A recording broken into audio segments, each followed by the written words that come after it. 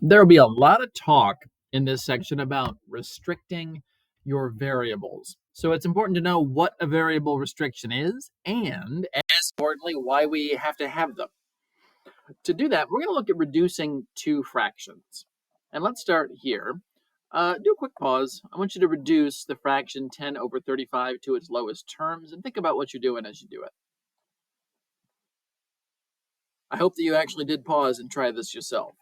So what I notice is that 10 is 5 times 2, and that 35 is 5 times 7. And so really what I have is 5 over 5 times 2 over 7. And 5 over 5 is just 1.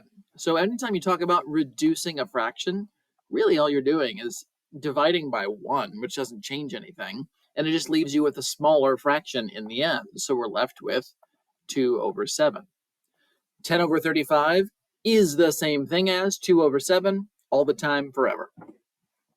You can do a very similar thing with fractions that have variables in them, like this one right here. Hello, glorious fraction. We're going to first break things down into factors. Now on the top, the x plus 2, no way to make that simpler. That's just x plus 2. But down here on the bottom where we have a quadratic, we'll just do a quick review of what's called the difference of squares method.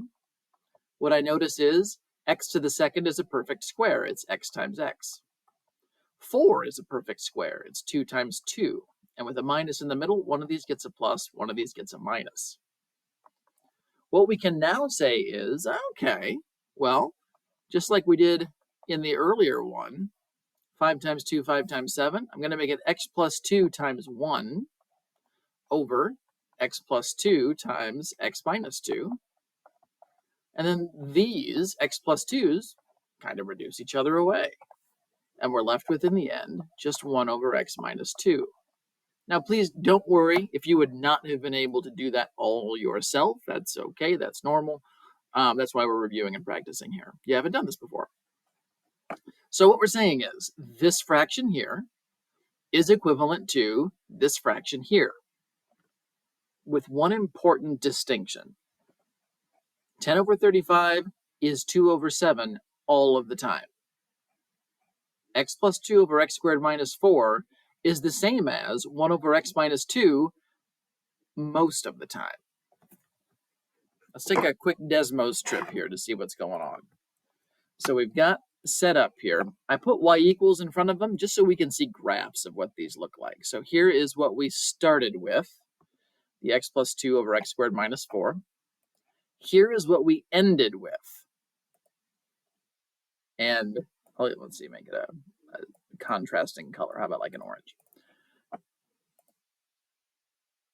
They look like they're the same thing. And they look like they're the same thing pretty much all the time. One thing I want you to notice, neither of them exist right here at this vertical asymptote at x equals 2. So this doesn't exist at x equals 2. This doesn't exist at x equals 2. That shouldn't be a surprise, because imagine for a moment, what if x is equal to 2? If I put a 2 in here, I would get 2 minus 2, that's 0, and 1 divided by 0 simply doesn't work. We can't divide by 0. It's not possible. It gives you those vertical asymptote discontinuities some of the time. But there is one other place where these two things have an issue. So here, I want to look at just the reduced version. And as we go along, we can see, all right, we got x's and y's everywhere. Okay, let's come over here. Same thing, x's and y's everywhere. There's one specific place I want to focus, and that's right here. Hope I can get there. That's at x equals negative 2. Notice that on the reduced fraction, we've got negative 2 comma negative 0.25. So negative 2 comma negative 1/4. Let's go back to our original version, which again sure looks like the same thing. I got, if I click and drag, x's and y's, same thing over here, x's and y's. Let's go though to this specific place again, where x equals negative 2. Hope I can get there. Oop.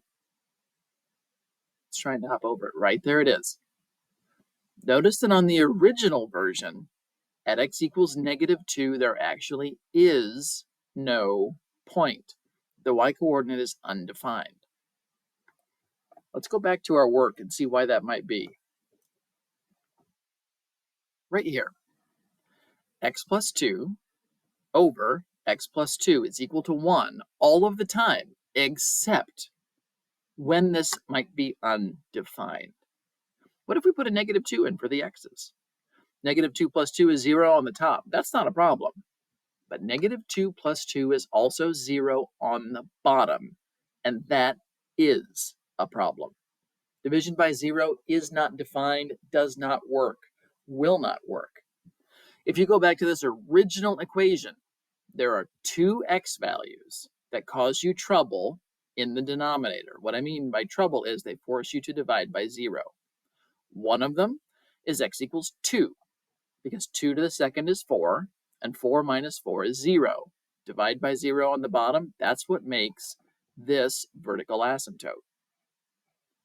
If we then do the same thing now with negative 2, negative 2 squared is also 4, and 4 minus 4 is 0. 0 on the bottom is what causes this problem here. Now, it's not a vertical asymptote this time. It's what we call a hole or a missing point. And the thing is, if you just look at the graph, you can't see it. You must know that it is there by looking at your analysis. So it's because of this factor right here, this x plus 2 that was in the denominator, that we're going to put now in two restrictions. This is all good and this is all good, and these two are the same, as long as you don't let your x be positive 2 or negative 2. This is what's called a variable restriction. You can use any x value you want, and this are going to give you the same result, with two exceptions. You can't use these two numbers. You can use any other x value you want, but we're restricting what you're allowed to do. So what's a restriction? It's a list of variable values you cannot have. And why can't you have them? Because if you used them, you would end up dividing by 0. And dividing by 0 never works out. With that in mind, what I'm going to show you next is 3 cases. And here's what I want you to do. I want you to do a quick pause. We'll go through them one at a time. And I'd like you just to make a list of the variables that were, or the variable values that we're not allowed to use, the restrictions. Let's just start with the first. I'd like you to do your quick pause and then unpause when you're ready to discuss. When I'm looking for my variable restrictions, I'm focusing on my denominator. Here's what you do. Take each factor of the denominator, and you want to find out what would make those factors be 0. The reason I want to do that is that if this is 0, then 0 times everything else is 0 in the denominator.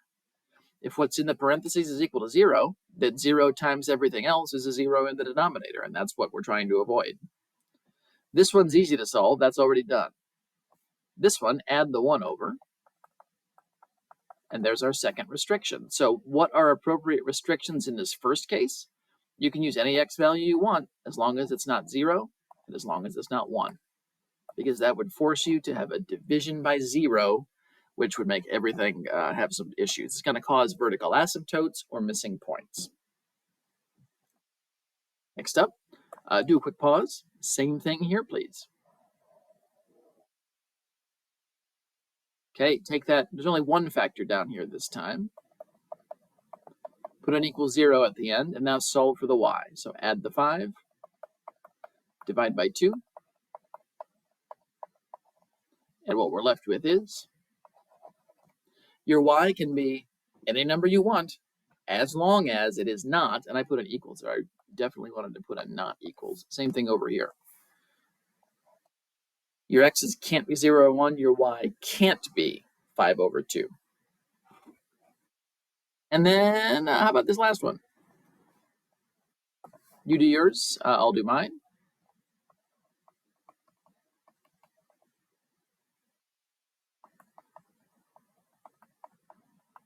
So there's one restriction from the first factor and now from the second factor.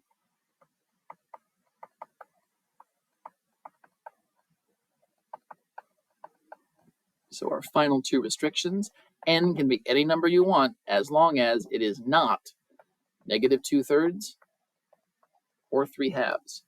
And the reason it can't be negative 2/3 or 3/2 is because if it were, that would force us to divide by 0, which won't work out ever.